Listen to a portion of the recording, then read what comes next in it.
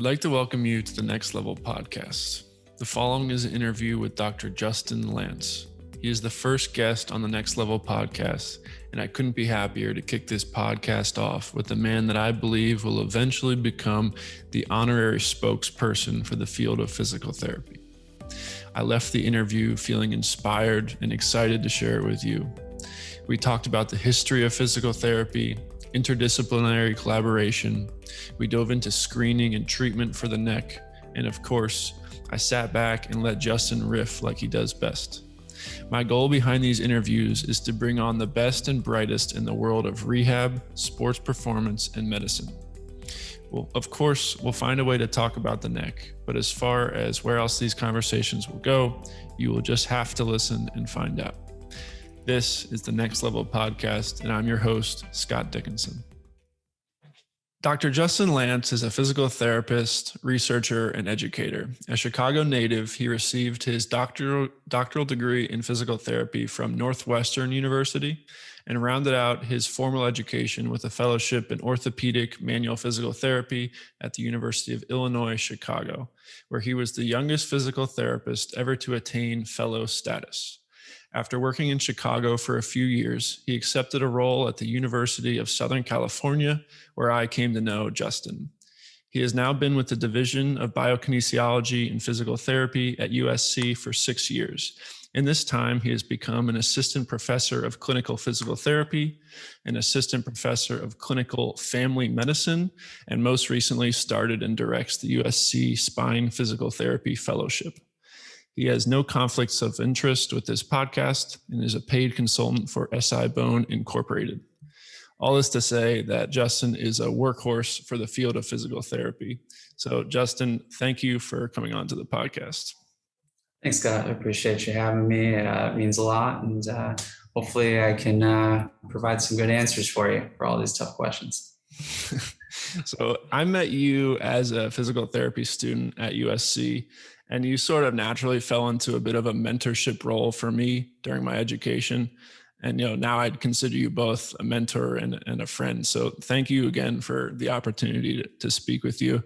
You've had a great education thus far in your career.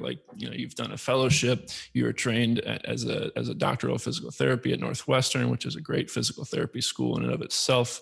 And I was just wondering, if you were to zoom out and think about all the mentors that you've had and the mentors that they've had, what kind of people have you came across and who have you learned about in the world of cervical spine care and physical therapy? So who are the godfathers and the godmothers of cervical spine and physical therapy? Well, I think it's a good question. It's a great question, actually. I think personally along my journey, going through the physical therapy world, I was mentored by so many great people. And I would say I not only had mentors from physical therapy, but I would say I also had a lot of mentors from medicine and from other professions. So I think that kind of drove my interest, especially with spine. It also drove kind of who I became as a clinician. So, if I had to speak on my own experience, I think the big thing is that I would say, when I go back to Northwestern, I think Jim Elliott was one of my huge influences. He's just an absolute boss around the world for whiplash and cervical spine. I think he was one of the first people to kind of take me under his wing and kind of talk to me about that. But it wasn't so much just the spine. I mean, he was so interested with imaging. He was so interested with team collaboration and collaborating with physicians. He really taught me a lot on the idea of working together as a team, because it's actually about your patient and not about you. And I remember, personally coming out of school and being so fired up, about being a DPT. I was like, oh man, I'm a doctor of physical therapy. And now my next step is I really wanted to be like, well, I want to make DPTs, respected. I want to give us a voice at the table. I want direct access. I want all this stuff, and he kind of looked at me and was one of the first people to kind of say, hey man, love what you're saying, love the fire, but let's slow the roll a little bit and and kind of remember that this is it's not a war against any other professions. It's not a war against chiropractors, not a war against physicians.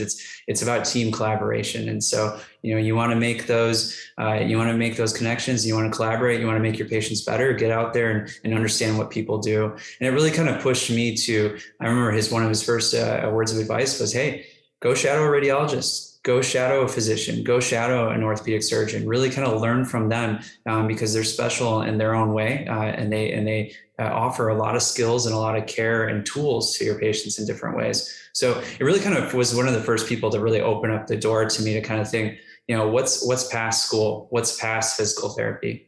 After that, I went and I did my OCS. I became board certified in orthopedic physical therapy. I ended up landing a job at University of Illinois, Chicago. And I ended up going through the fellowship program there. And I'll tell you, one of my biggest influences for that was Carol Courtney. I still remember Carol seeing me in the hallway one time with one of the fellows, and we were talking a little bit, and she kind of looked at me and she's like, "You're going to do my fellowship." And that was kind of the decision. It was made for me, and she was tough. She was tough, but she is like one of the smartest people I know, and really just one of the pioneers, I would say, in modern day physical therapy, especially with like pain science, clinical reasoning. She really kind of taught me a different way to look at things as far as treatment, being a diagnostician. She really kind of opened up my brain a little bit more and taught me how to, I always say when I did my fellowship, yes, it was a manual therapy fellowship, but it was more of a clinical reasoning fellowship. It was an opening up my brain fellowship. And it really taught me how to think in a whole different manner, which I cannot state how much value that was to me. And I think any person who knows me knows that I talk so much about some of that stuff that if it wasn't for her and what she kind of taught me, I would not be where I'm at today. And full disclosure here, which I think is funny. After fellowship, when I got the job offer to come to USC, I kind of thought, hey, I don't know if I want to go that far. I'm a Chicago boy. My family is all from Chicago. I love my city. I don't want to leave. And I remember meeting with her after that, and she looked at me and she goes, "You got the job offer? You're going out there. Go do it." And so she really pushed me to kind of be my best. And I feel like she taught me a new way to kind of look at life, and really telling you right now, after finishing that fellowship, it made me have a different respect for myself. I didn't know that I could take as much stress or as much hard work that she had us do. But she was awesome. Those are really two of my direct mentors. And I would say, if we're talking about in the grand scheme of things, we're talking about founding fathers, founding mothers. Man, there's so many. And I think it's really dependent on, what aspect of physical therapy you're talking about. So when we look at it, I would say when we talk about like the manual therapy world, right? Manual therapy is like a whole different ballgame. I would say, you're talking about, people have heard about the Maitlands, people have heard about, the Mackenzies, people have heard about Kaltenborn, especially at USC, Olaf Evian, huge, right? And I think any USC grad out of school knows those names. But even the people who came before them, and so I used to give a lecture to our orthopedic physical therapy residents here about the history of manual therapy or manual medicine, and it's super cool to me to kind of look at the lineage and the tree, the family tree as you go back, because you look at all these greats, right? You look at all the people who started AOMS, even Cornelia Kulig and all these people who started AOMS, and you look at all of them and you kind of go, who did their training? Right? Who trained the Maitlands? Who trained the Mackenzies? Who trained the Kaltenborns? As you look at it, and it's like above that was James Syriax. James Syriax was an orthopedic surgeon, and he taught a lot of these people. And it's so fascinating to kind of think. So they actually learned from somebody outside of their own profession, which I thought was so cool. And then you look at that. So who is James Syriax really good friends with? Well, he was really good friends with a guy named John McMillan Manel. And if you don't know his name, he's actually one of the awards that people win at the AOMS conference right now. That's how much he was respected by the manual therapy community. And he was, again, another physician.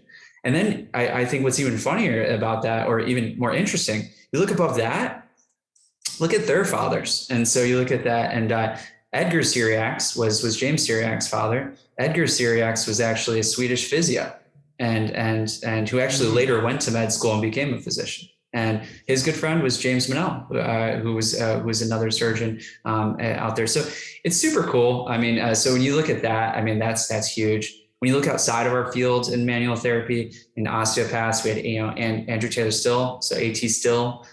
We had for chiropractor, we had D.D. Palmer. I think so. Those are huge influences. When we look at the neuromuscular re-education, so I'm sure you've maybe heard the names of I said Jim Elliott before, but Gwendolyn Joel, Deb Falla. A lot of these pioneers came out, and they were the ones who really looked at the neuromuscular control, kind of what happened with pain. What happens when you have neck pain? What happens when you have chronic neck pain? What does that do to the morphological changes? What does that do to the muscle function? They were the first ones to kind of produce some of that stuff and say, hey, it's more than just strengthening. It's motor control. It's more than just tight stuff. So I don't know. I thought that was kind of cool. And I think a personal interest, and maybe a lesser known person that not a lot of people know, because it's a little bit smaller, but is, looking at the post-operative physical therapy for like ACDFs or cervical spine surgeries.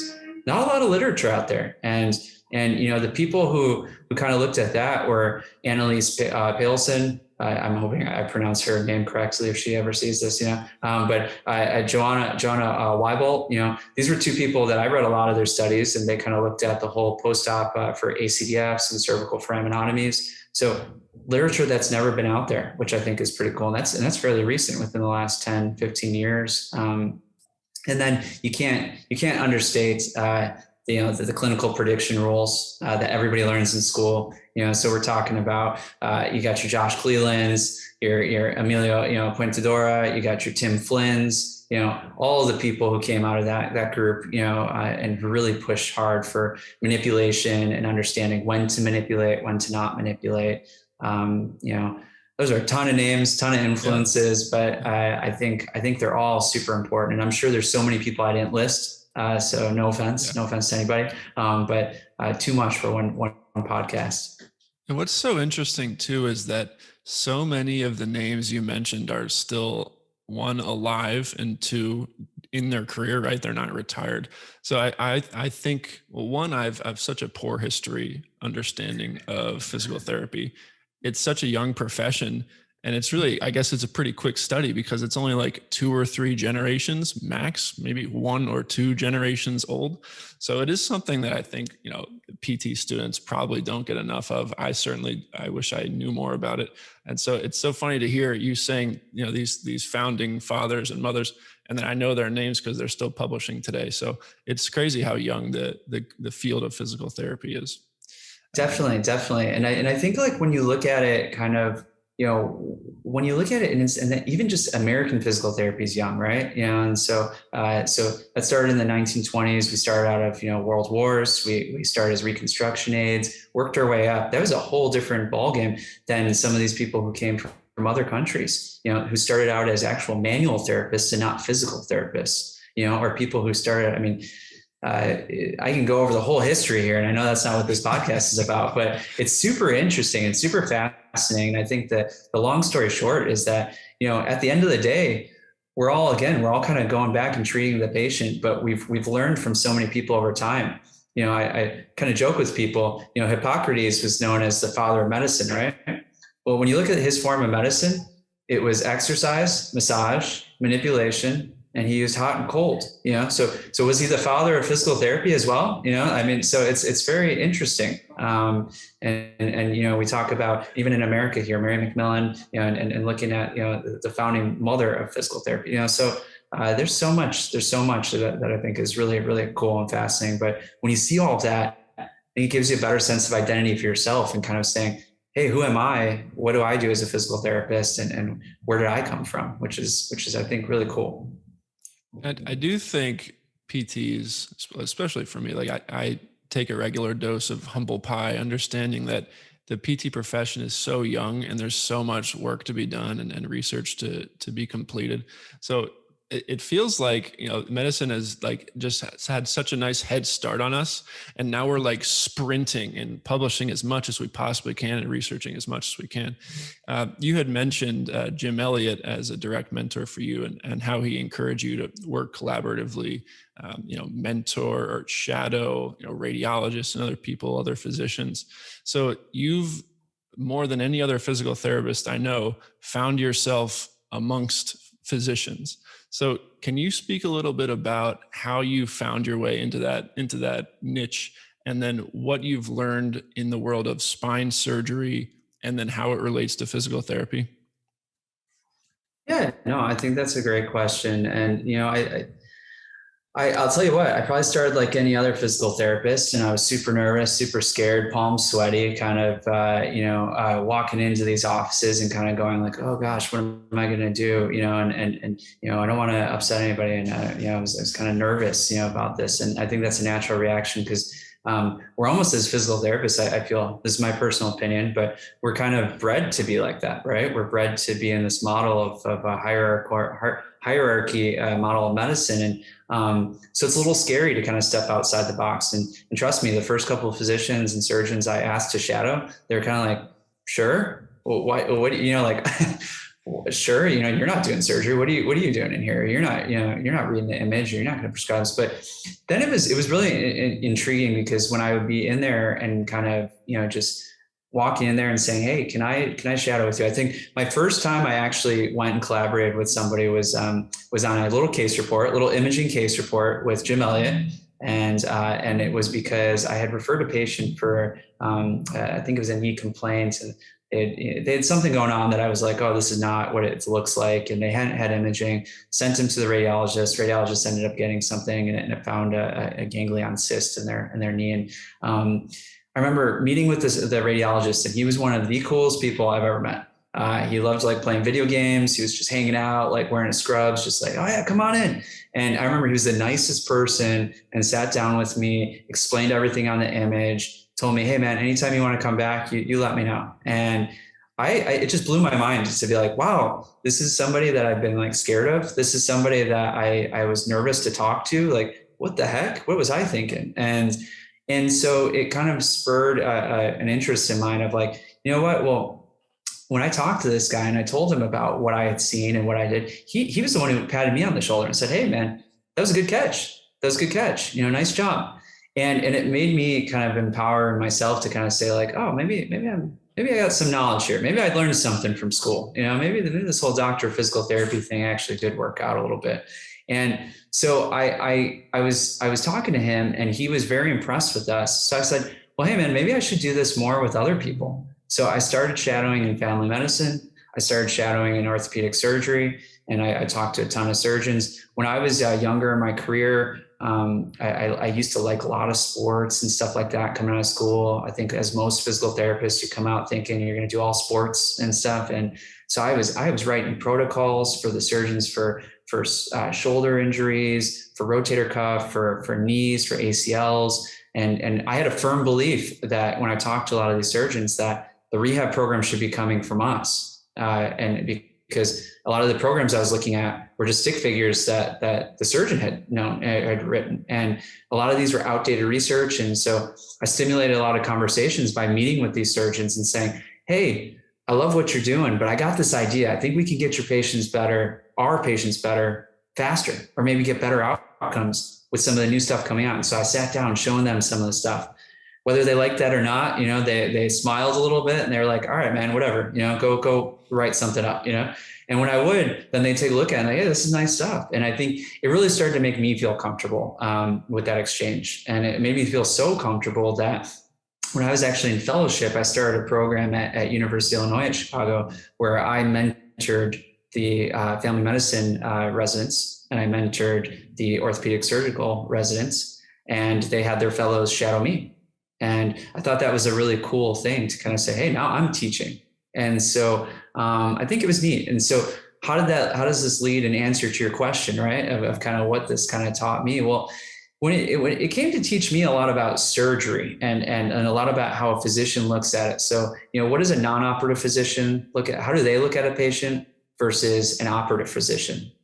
And a lot of, I think in our worlds as physical therapists, sometimes we don't even know that, right? You know, in school, they kind of teach you to just refer out. Hey, it's not your job, just refer out. But I think that could almost be a dilemma, right? That could almost be an issue when you're referring to the wrong person, maybe. You know, maybe this is an emergent case that needs to go to a surgeon or needs to go to an emergency physician, not their primary care. So if we're in best interest of our patients, we should probably really kind of identify who we need to. And the only way you're going to learn that is go hang out with them. Just like in my eyes, just like a physician hangs out with us, they usually don't have ideas on what we do. So we have to kind of show them and teach them. So I think as it specifically pertains, and I don't know if your question was just in general or if it's more towards spine surgery, but with the spine itself, I kind of started looking at it. And as I was hanging out with a lot of these surgeons, I remember asking, hey, why are you sending that patient after 6 weeks? And why is that one being sent at 12 weeks? Why are you telling that patient don't move their head, no bending, lifting, twisting? And then why with that patient didn't you do that? And I remember starting to get a lot of the questions or a lot of the answers from them. And I remember they were kind of looking at me like, who's this guy? Why is he asking so many questions?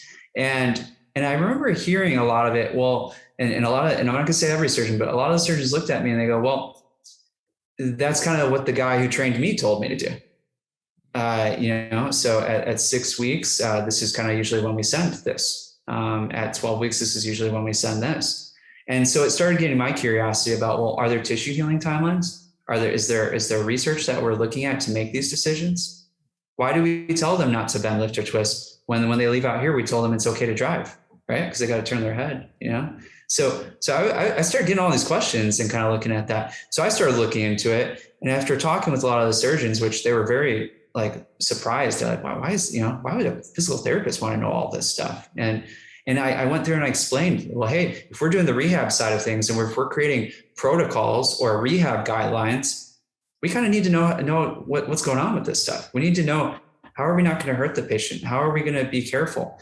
And so I think the biggest pearls that I can say to the audience here who maybe treat cervical spine surgeries post-op or don't treat, there is very little evidence regarding post-operative management for cervical spine surgeries, for any of them.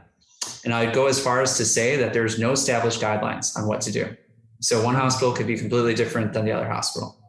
All right. And so it does not matter what surgeon kind of gave you their protocol or what PT gave you their protocol. There's not a lot of evidence out there. And so we don't have guidelines to say, this is what you should be doing. This is the right way, the wrong way.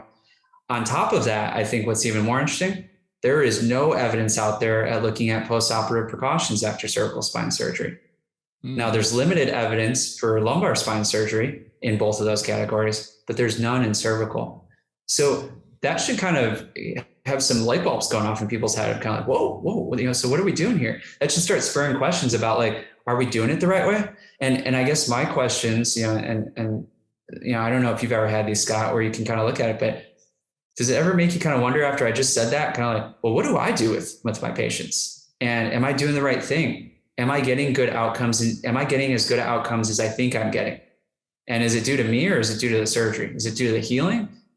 I don't know, right? And I don't want to instigate too much here, but we talk about that this is a chronic. We have a chronic pain epidemic, right? Everybody knows chronic pain right now. Mm-hmm. Everybody loves talking about chronic pain, right? And everybody also, I think, loves talking about how terrible spine fusions are for you, right? And they're like, oh, don't get a spine fusion. Don't ever do that, right? And I hear a lot of PTs say that specifically. And what I think about with that is, well, hey man, if we don't know how to rehab something the correct way, if we have no evidence to say one way is better than the other, if we don't know when to say, hey, when should you start PT? When should you end PT? What modalities should you use in PT?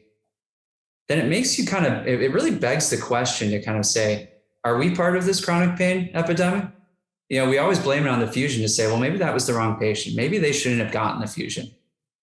Or maybe they should have gotten the fusion. We just didn't know how to rehab it the proper way, right? So I think there's two ways to look at it. And I don't like to point fingers or anything, but I think this kind of yields to my whole thesis for this question here. I'm sure you didn't know you were going to get into this 10-minute answer, Scott, but one of my things is as I look at this is post-operative rehab is not the same as non-operative rehab.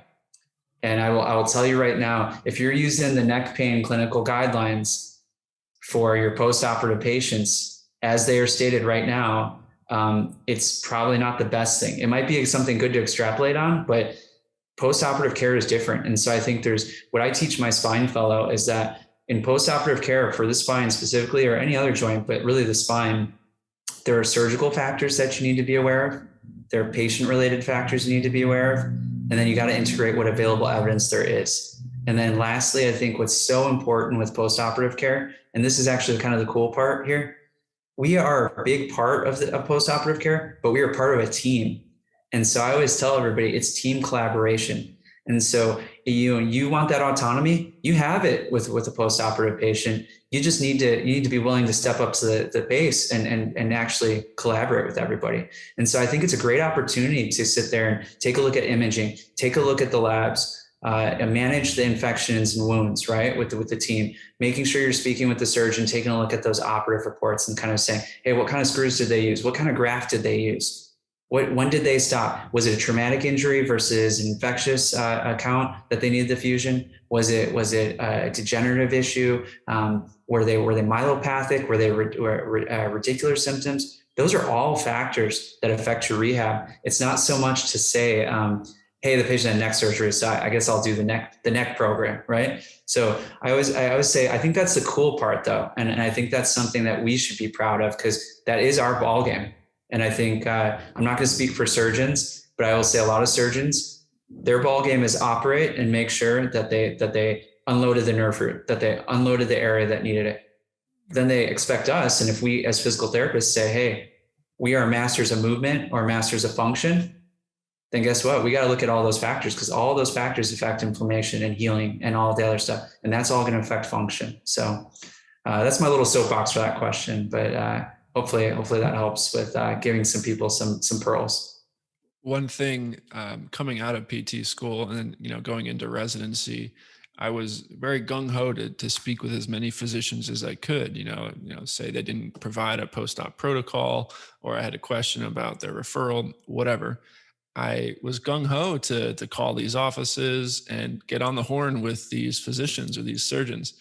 And I was quickly discouraged, unfortunately. Like, time and time again, I would not get a phone call back. And I was like, man, like, this collaboration effort is not going well. And eventually I got discouraged, I'll be honest. And now, like, I certainly do not speak with physicians as often as I would like to. And a lot of that is coming back to me because I don't call them, because I assume that they're too busy to want to talk to me. So do you have any advice for younger PTs, like, who are hoping to establish relationships like you have established? Because for me, it was pretty discouraging early on. And then you could see how that could just continue on throughout my career.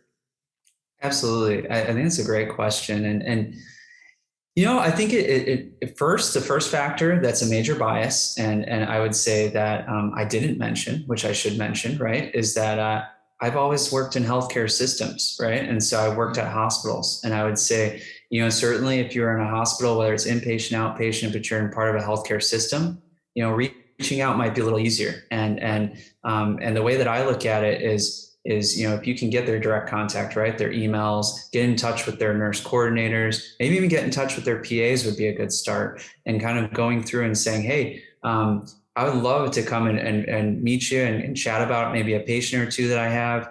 Sometimes, if you're kind of nervous and you're like, oh man, that might be too much time, just, start with maybe just a simple shadow in the clinic. Hey, can I come by, see you, hang with you for a couple patients, maybe observe a surgery, maybe observe a procedure. That shows like genuine interest. And I think that, in my opinion, and I don't want to speak for any physician here, but that, in my opinion, is one of those things. It's like having a PT student or having a pre-PT student kind of come and shadow you.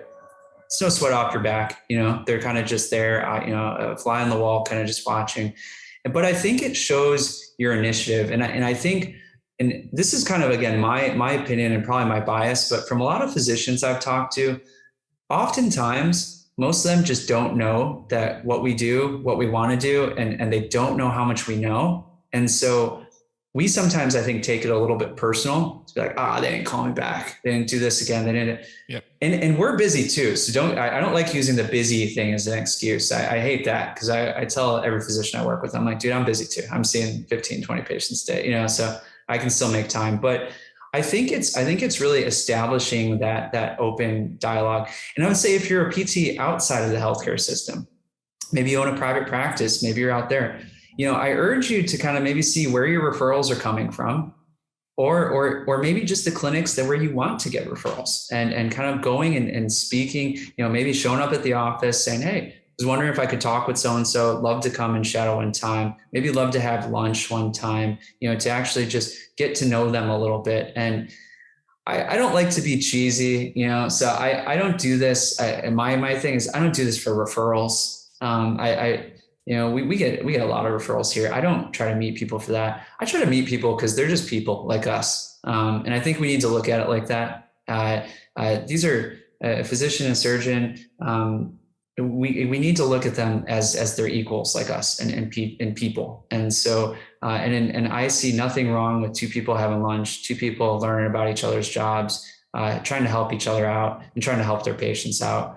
I think the biggest thing would be changing the frame of reference in your own brain to kind of say, hey, it's not me, they don't like me, or they don't want to be with me, or I'm just a PT, so they won't listen.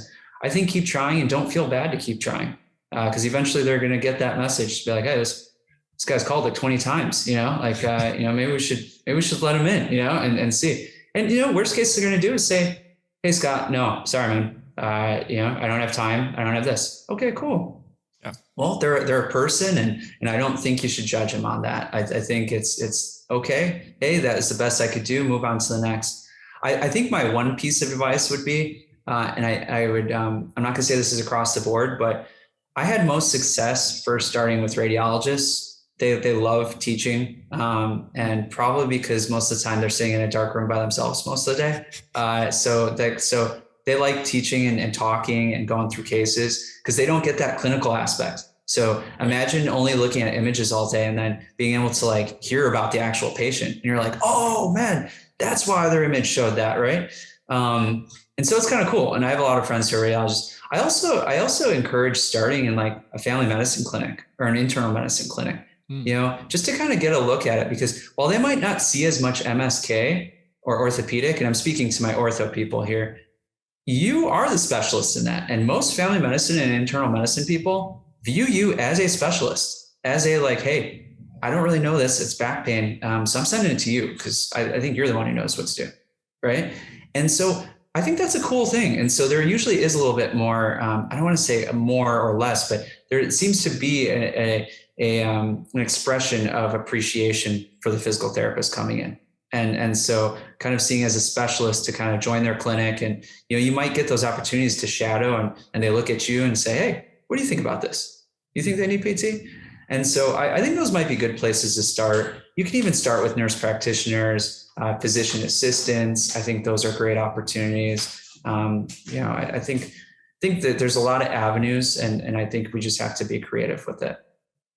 We have a doctor's office right next door to my outpatient private practice. So the doctor's office is a bunch of physiatrists, so they do spine injections. And we've only recently came to know them like personally. So, we'll talk with them, we'll have lunch together, we'll present to each other. Like the other day I presented NecksLevel to them and what we're using that for. They showed us the mild procedure and what we can expect if we're doing rehab for their patients after that.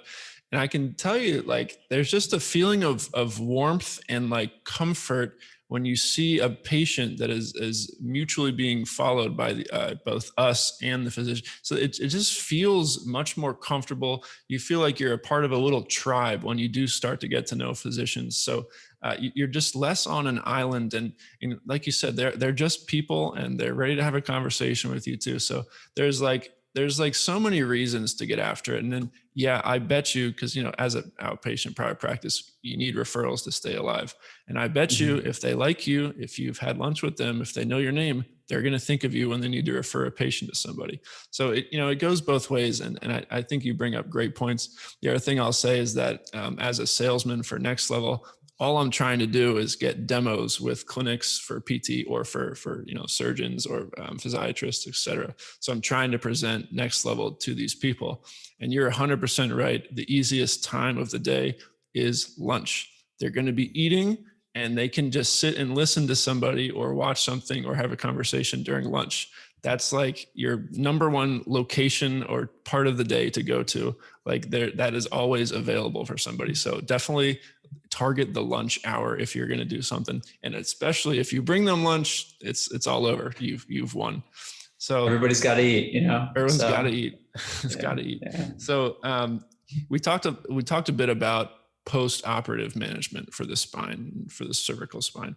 Can you zoom out for me and say I was in a coma for the last 10, 15 years as a physical therapist, and you've been treating non-operative cervical spine and just watching how things have evolved.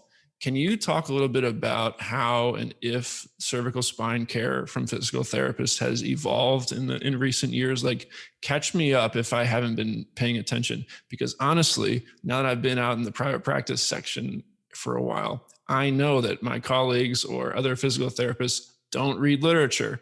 That sounds like work to them. It's unfortunate, but it's the truth. And so a lot of times I can imagine that years go by and they haven't brought in any new information. So if this is a scenario, can you kind of catch us up on the last couple of years? Yeah, I think from a non-operative standpoint, and I think it's not news to anybody who's been in PT school, but when you think of the spine, people think of manipulation, right? People think of manual therapy. People want to touch people's necks or touch their backs and kind of say, oh yeah, crack something or mobilize something or, get that muscle ready and loose, right? I think, personally kind of just observing the literature as far as, the evidence, but also just some of the, gurus, of physical therapy, a lot of it came out of manual therapy, right? And so it should be no surprise that a lot of our treatments were passive. And I think what's very interesting as you look at it now in the literature, it's becoming more and more active rehabilitation. And so what does that mean? It's not just us pushing on people and rubbing people and doing all this stuff. It's more about the patient doing their exercises at home, which to most people does sound like common sense, right? You're kind of like, well, I give them a home exercise program, man. That's what I've been trying to do. But what we're finding is that, especially with chronic pains and whether it's chronic back pain, chronic neck pain, no matter the etiology, what we're finding is that people need to be proactive and active in their own rehab. It's not just about the hands-on. So I would say it's interesting, because does that mean that, hey, you should just abandon, you have no hands anymore, all you do is exercise? No, that doesn't mean that. What it means is that I think you should be very selective with your patients and really utilize, your guidelines for treatment, but as well as understanding your clinical patterns. I think meshing the two of those to guide your treatment. So maybe not every patient needs manual therapy. I tend to personally use manual therapy like I would use surgery. I always tell people it's my surgery. So if exercise is my medicine, manual therapy is my surgery, right? And so I always tell people exercise is like medicine, because I look at it, I prescribe exercise. So if you don't take enough of your medicine, you don't feel the effects, right? You take too much of your medicine, you do an overdose, right? Same thing happens with our patients. I tell them, hey, I want you to do 10 reps. They only do 2 reps, they're not going to get their pain relief, and they're not going to get their strength. They do 25 to 50 reps. They're like, oh man, I hate that exercise. I'm too sore, right? So it's just like medicine. But then if manual therapy is my surgery, I got to be selective. You do surgery on 100 people and you just do them on no matter what, about 50% of your patients are probably going to get better. So same thing happens with manual therapy. You're going in and mobilizing everybody. Maybe 50% of your patients will get better. And I think some people get motivated a little bit by monetary, for reimbursements, saying, oh, if I do a bunch of different things. So I'm not going to get on that topic because I don't want to take it down, but I'm going to say, if you look at it ethically and ethically based medicine, the idea would be that you do what your patient needs. And there's been studies out there to show, hey, if you actually find the impairments and address the impairments of your patients, they get better faster, which sounds like common sense, but we had to do a study on it. And so what I tell people is that's why it's so important to kind of look at your detailed exams and everything like that to help guide, does this patient need modalities, right? I would say if you look at spine care, there's been a shift away from a lot of modalities, right? So ultrasound, a lot of shifts away from a lot of different, there is some evidence for like low level laser. There is some evidence for TENS for pain reduction, but you're not seeing, again, those are all passive physical therapy, passive rehabilitation. So you're seeing a lot more active, which is more of the exercise, more of the staying active with that. I urge you that you don't go one way or the other. You have to use a little bit of both. Now, let me throw another layer on of the onion at you here. Okay, so we talked about passive as far as manual therapy. We talked about exercise as far as active. But now we have our whole biopsychosocial response, right?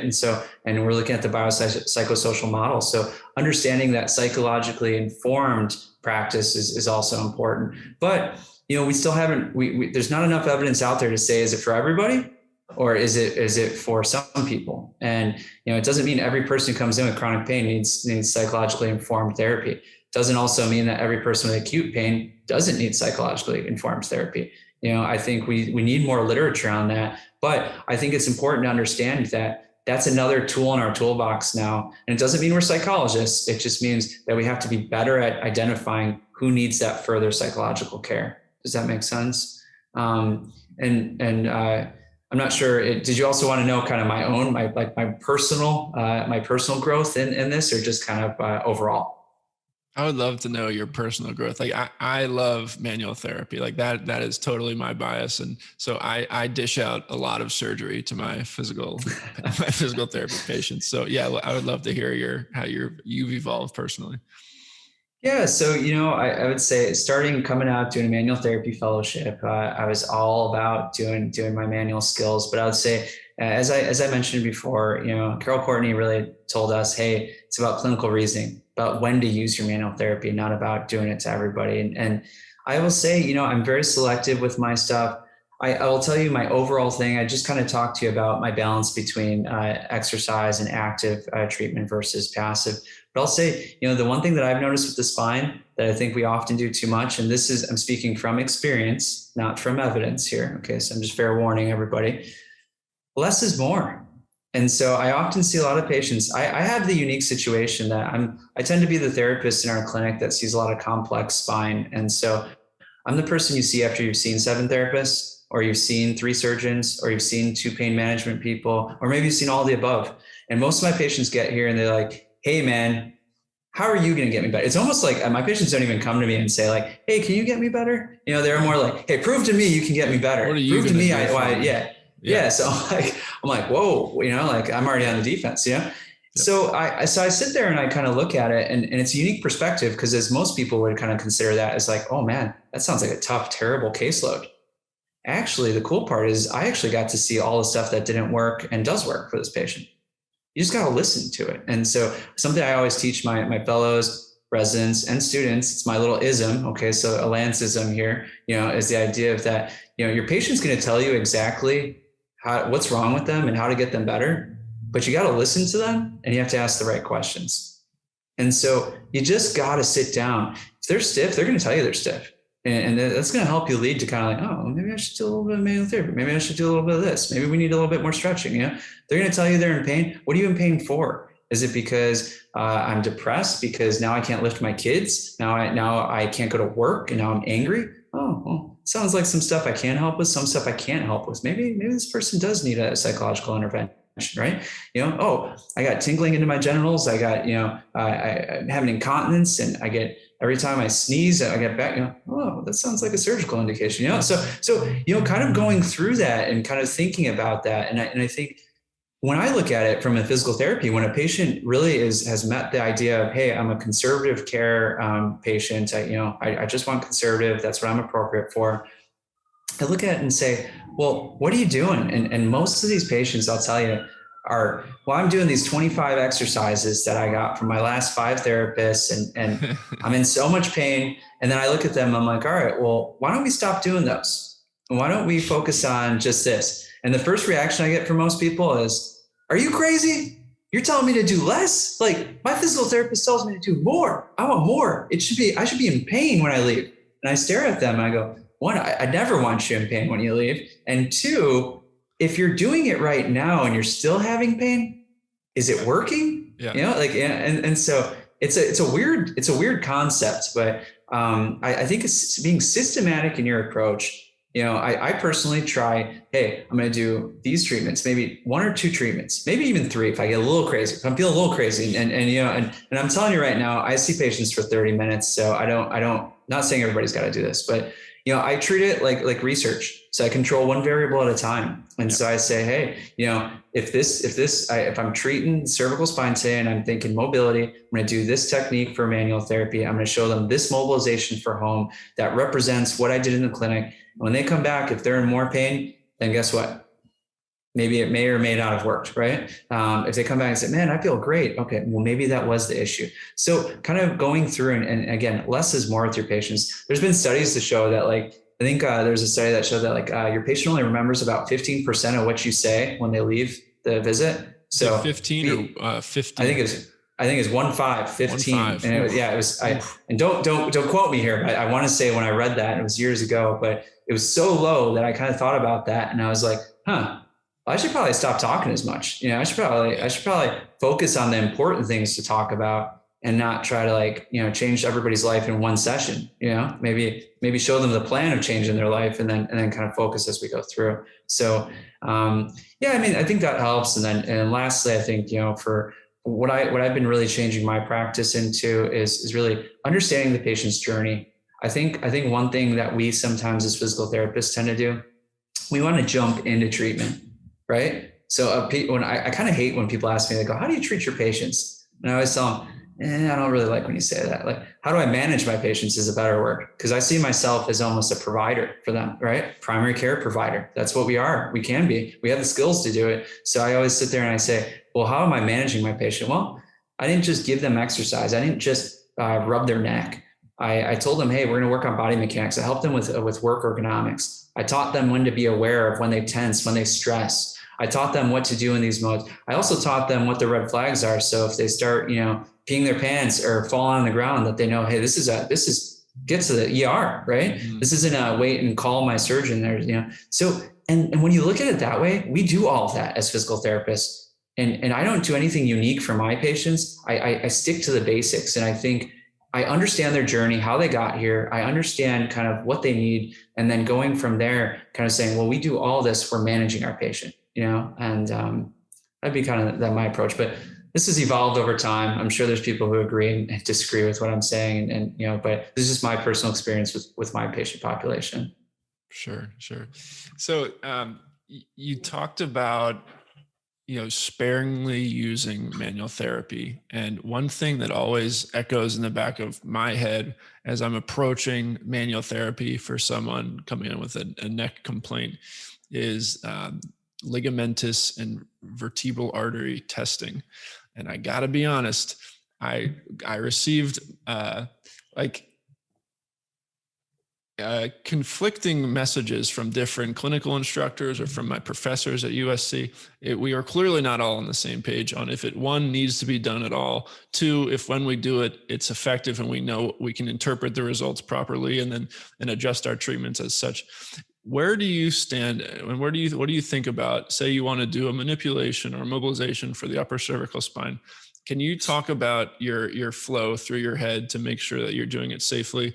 Because I would love to hear where like what the latest is, and then hopefully implement that myself. So here's a couple of things. I would say, let's talk first about the evidence, right? So IFOMT, which is the International Federation of Orthopedic Manual Physical Therapy. So they're the huge world entity that oversees manual therapy. They're above AOMT and all that. They came out with guidelines in 2020 and they updated their new guidelines. They pretty much came to the conclusion that traditional VBI testing, right? So that like VBI, turn the head, bring it back, not really recommended. And the idea was that some of the reviews, I think Hutting 2013, did a systematic review that showed that it wasn't as valid as we once thought. So wasn't doing much. So IFOMT actually said, well, we don't really recommend that anymore. As far as upper cervical ligament testing, results are kind of inconclusive. And so the idea is that same systematic review kind of talked about that with upper cervical ligament testing, they found that it was adequate enough to rule in stuff, but it wasn't enough to rule out instability.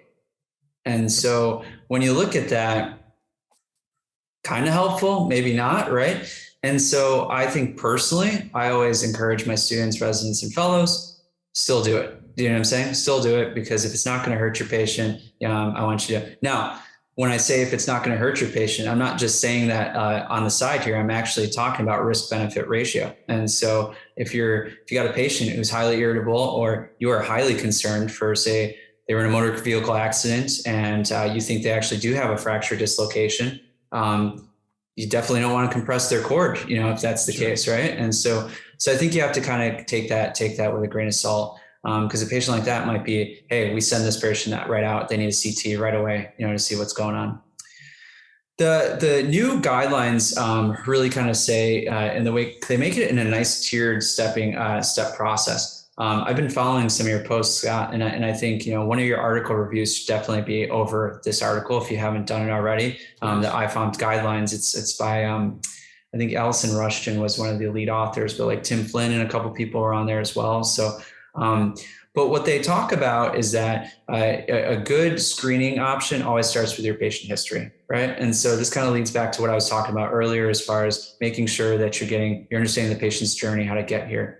Thorough history, not the abbreviated, like, oh, hey, what happened? Was it traumatic? Okay. All right, cool. What did you do? All right. What hurts? What doesn't? I'm talking about really understanding their past medical history, really understanding their past surgical history, really understanding what medications they're on, really understanding how they got here, and if it was a trauma or degenerative, and then understanding kind of other things like in their life that they have to deal with, whether it's work and stress and all that stuff. And the reason is that we want to identify risk factors, right? And so if we're thinking vascular etiology, now I'm going to speak specifically on vascular because that's what the IFOMS article was about for the guidelines. But when we think about vascular etiology, we're thinking about the idea that, diabetes, hypertension, hyperlipidemia, all these things that are actually pretty freaking common, right? Like they're pretty common with most of our patients. And we ask about them sometimes we don't. Sometimes they just check a box and then we never talk about it again. But you got to think about these things. These are risk factors. These are partially risk factors for vascular events. So we got to kind of keep in mind and kind of take in mind some of that. And then the medications that some people are on, if they're on medications for leukemia that are known for clotting, if they're on medications that can actually change the coagulation of the blood, we got to know about that stuff. And so, again, this is part of where I think we need to step it up a little bit as doctors of physical therapy and really kind of say, hey, we got to know the whole patient here, not just neck pain. Again, I'm going to give you another Lantzism here, but I always tell my patients, and your patient will love you when you say this, is that I always tell every one of my patients, I'm not here to treat your neck pain. I'm here to treat you. So I need to understand who you are as a person. And so that takes into account all of their stuff, their psychosocial, their biology and everything. So what does that lead to then? So after the patient history, if we don't identify any risk factors or anything like that, then we get into the physical exam.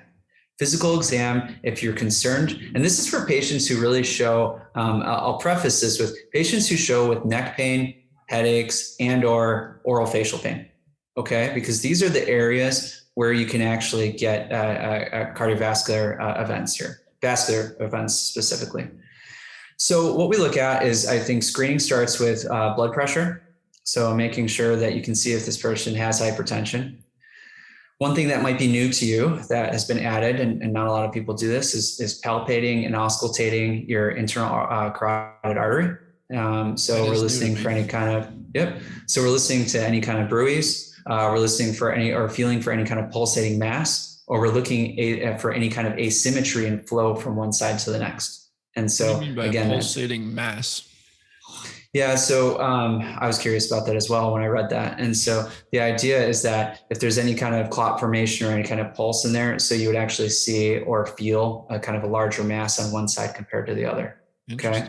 Now, do I know the diagnostic accuracy with that? I do not. Yeah. So don't quote me on that. But what I will say is that the big thing to take away from here is, do we hear a bruit and do we feel side to side asymmetry?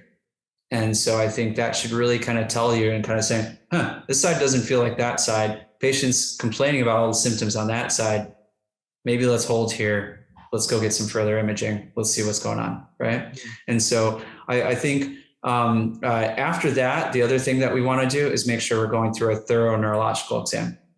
So for headaches, for when we have a headache, neck pain, oral facial pain, always important to go through cranial nerve exam as well as peripheral nerve exam. And when I say peripheral, I mean dermatomes, myotomes, reflexes, which includes your upper and lower motor neuron reflexes. So now some people, and I know this is taught in some programs, so I'm going to tell you something I've learned along the way, which I think is a good clinical pearl. And this is actually what I learned from teaching in the medical school. I learned from some of my colleagues there.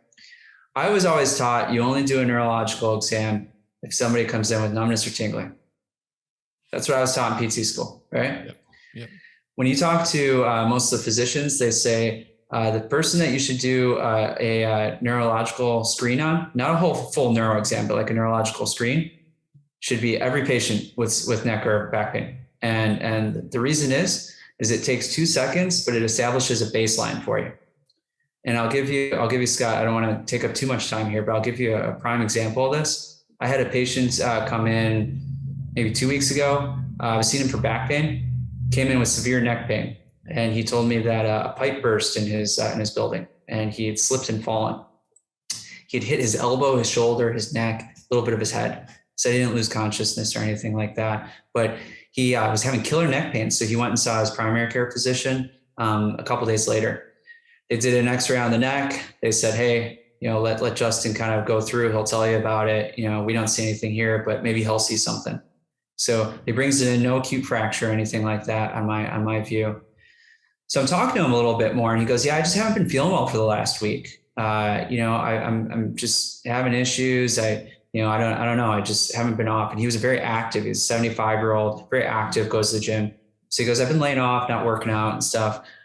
Well, he goes, yeah, I went and worked out yesterday for the first time. He goes, oh man, it felt great. It felt awesome. But he goes, I think I got food poisoning last night. Cause he's like, I went out to dinner with some people and I kept throwing up in the bathroom all night, like 3 or 4 times.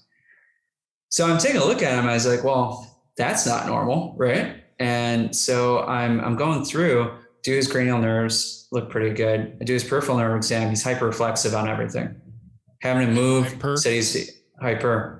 And here's the importance of this whole story is that I had baseline measures. If I didn't have baseline measures and he was 3+ on everything, I would have never known if he was hyperreflexive or not.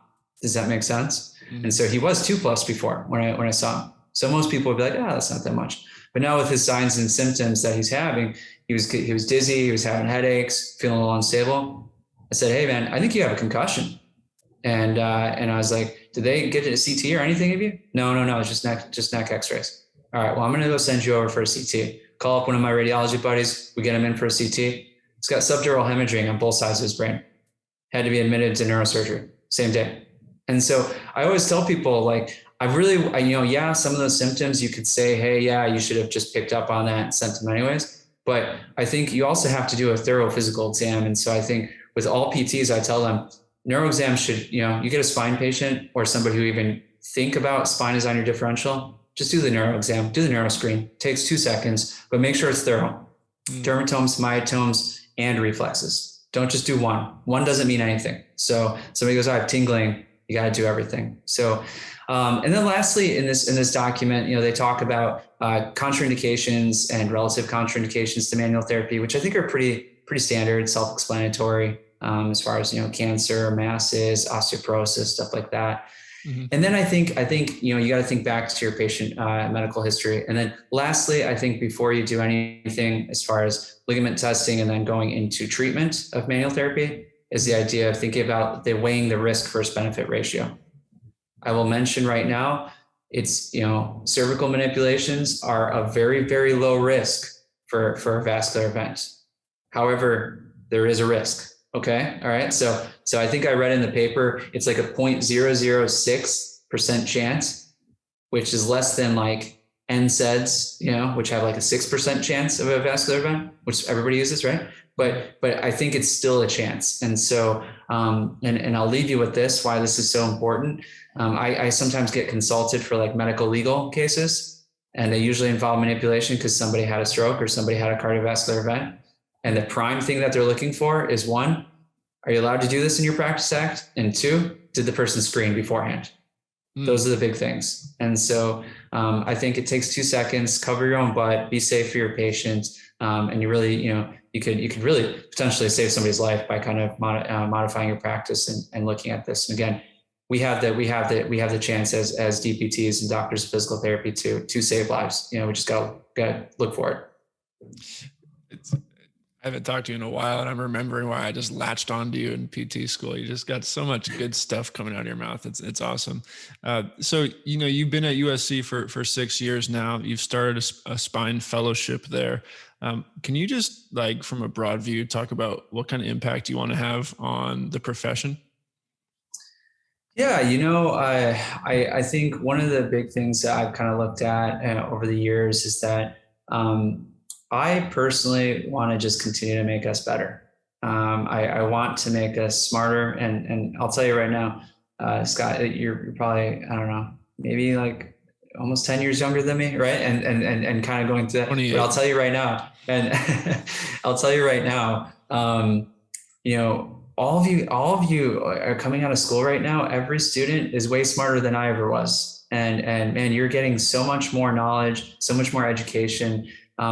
I just want to push us to be able to use that the right way. And I think, I want to continue to push us to be a better profession as a whole. And I think that's very hard. I'll say, there's a lot of different visions, right? We have the APTA vision of what our profession looks like, but talking to a lot of different therapists, there's a lot of different visions of what they envision physical therapy to be. And I don't think, I'm not going to say my way is the right way, and I'm not going to say my way is the only way. But I always tell people that I hope to eventually be somebody who can impact our profession by making us better and understanding that we are a team player on the team.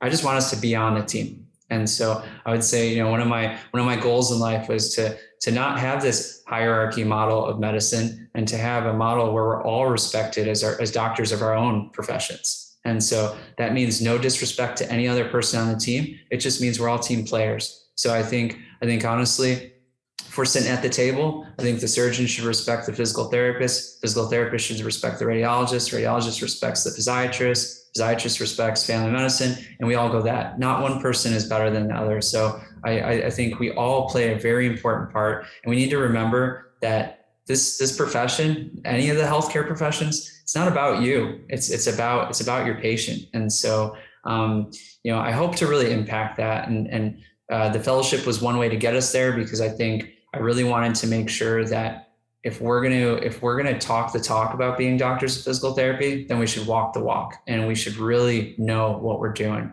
And in my personal experience, I think there's a lot of spine content in education in schools. I think there's a lot of spine content in residencies. It's not everything though. And so I think for the fellowship, I wanted to take it a step further. My personal fellowship here that we started is multidisciplinary. So the faculty are actually surgeons, physiatrists, pharmacists, family medicine, radiologists, physical therapists. I have researchers on here. And really the way that I designed it was that when you are doing this, you're learning how to collaborate as a team, and you're learning to respect each other and learn about each other. And I think that is ultimate how you get the best care possible to your patients. Knowing, everybody wants to know when a patient's appropriate for physical therapy, right? That's what they teach you in school. Like, hey, make sure this guy's appropriate, right? But the only way to know it's appropriate is to not only know your job, but also to know when it's not your job. And so when it's not my job, then I got to know who to send it to. And so that helps with kind of working the team. So I'm hoping maybe I could have some impact on that.